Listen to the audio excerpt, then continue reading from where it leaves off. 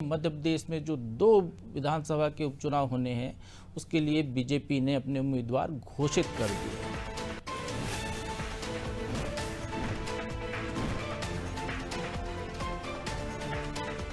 BJP ने दोनों सीटों से अपने प्रत्याशियों का ऐलान कर दिया है। बुधनी जो कि पूर्व मुख्यमंत्री शिवराज सिंह चौहान का क्षेत्र है, उनके इस्तीफे के बाद वो विधानसभा क्षेत्र रिक्त हुआ है, वहां से रमाकांत भार्गव को टिकट दिया गया है।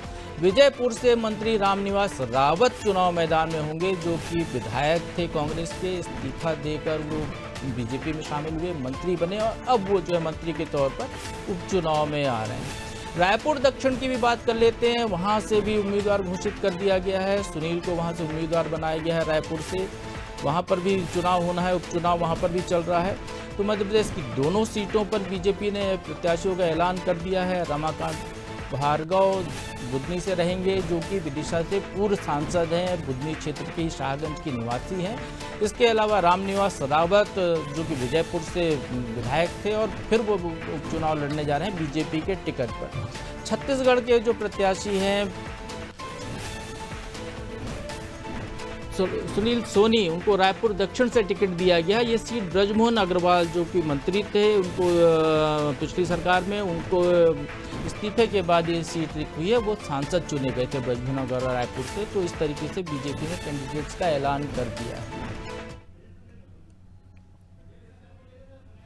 तो चलिए, हमारे साथ चर्चा में ब्रजेश जी जुड़े हुए हैं। तो हम ब्रजेश जी कैसे देखते हैं आप, जो कि उम्मीद थी, कयास थे कि रमाकांत भार्गव, जिनका कि हमने खबर भी कल चलाई थी कि उनका एक रथ तैयार हो गया है, वो बुधनी से चुनाव लड़ेंगे, और रामनिवास रावत तो बिल्कुल तय उम्मीदवार थे।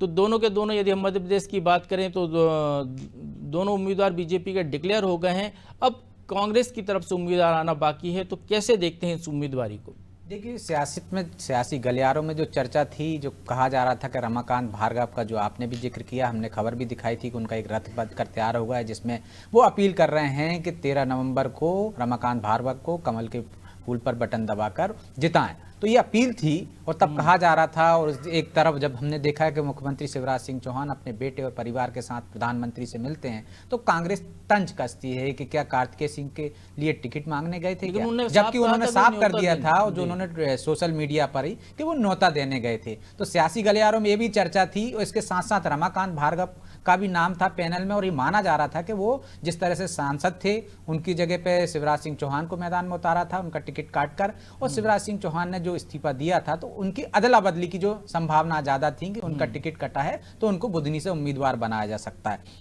तो तस्वीर साफ हो गई, क्योंकि विजयपुर से तो एक तरह से नाम पहले से ही तय था, सिर्फ बुधनी पर कयास लगाए जा रहे थे। विजयपुर से तो आप देखिए कि रावत जी को मैदान में उतारना था, तो उतार दिया गया, अधिकृत रूप से घोषणा हो गई है।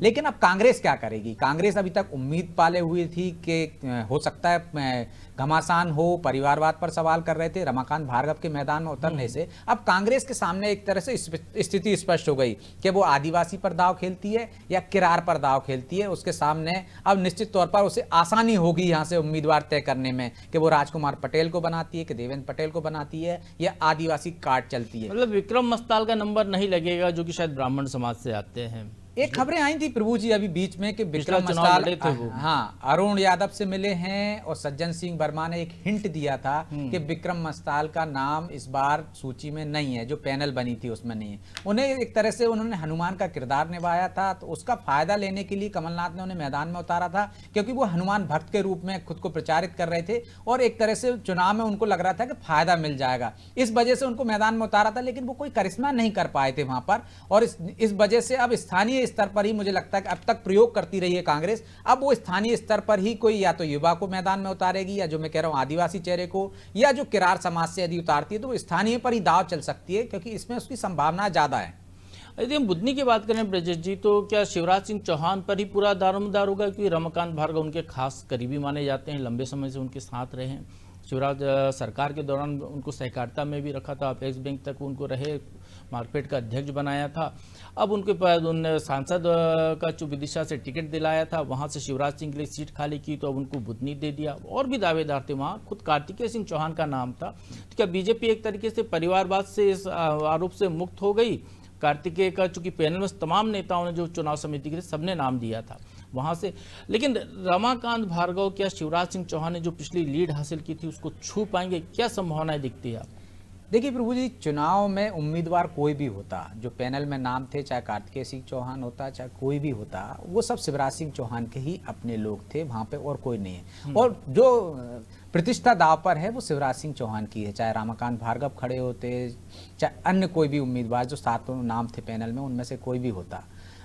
रमाकांत की हम जो बात कर रहे हैं, रमाकांत को एक तरह से जो उन्होंने सीट रिक्त की थी उसकी वजह से उनको मौका दिया गया है। कार्तिकेय सिंह चौहान के पास अभी बहुत सारी संभावनाएं हैं, युवा हैं, वो लगातार प्रयास रहते हैं। हमने देखा कि जब शिवराज सिंह चौहान चुनाव मैदान में उतरते थे तो शिवराज जी नामांकन दाखिल करने जाते थे, 1-2 सभाएं करते थे, बाकी पूरी जिम्मेदारी हमने देखा कार्तिकेय सिंह चौहान ने संभाली है, साधना सिंह चौहान ने संभाली है। वहाँ प्रचार से लेकर संगठन की उन्होंने गाँव तक देखिए क्रिकेट मैच कराया है, वो लगातार संपर्क में रहे हैं, क्षेत्र के काम वही करते रहे हैं। एक तरह से जो भी विकास योजनाएं हों, लोगों से संवाद करने से लेके, कार्यकर्ताओं से संवाद करने से लेके, वो लगातार करते रहे। और अब भी मैं ये देखने को मिलेगा प्रभु जी निश्चित तौर पर कि वैसे ही काम वहाँ पर होता रहेगा। लीड की जहाँ तक बात रही, शिवराज सिंह चौहान और रमाकांत भार्गव में जमीन आसमान का अंतर है। शिवराज सिंह चौहान लगातार वहाँ से चुने जाते रहे हैं, मुख्यमंत्री रहे हैं, वो क्षेत्र के हर लोगों से एक तरह से सीधा उनका जुड़ाव है, उनकी लोकप्रियता है पाँव वाले भैया से।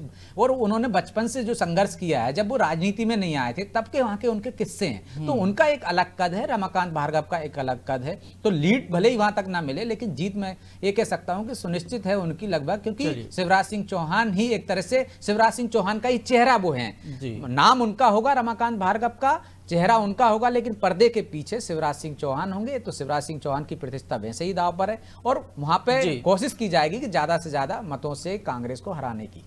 तो चलिए, हमने आपको जो उपचुनाव के मध्य प्रदेश और छत्तीसगढ़ से जुड़े 3 उम्मीदवार बता दिए हैं आपको। विक्रम मस्ताल जो कि हनुमान की भूमिका अदा कर चुके हैं सीरियल में, पिछली बार वो चुनाव लड़े थे बुधनी से, कांग्रेस के टिकट पर हार गए थे, और इस बार शिवराज सिंह के चौहान के हनुमान कहे जाने वाले रमाकांत भार्गव बुधनी से उनकी जगह लेंगे। तो इस बुलेटिन में इतना ही। आप बने रहिए अनादि टीवी के साथ।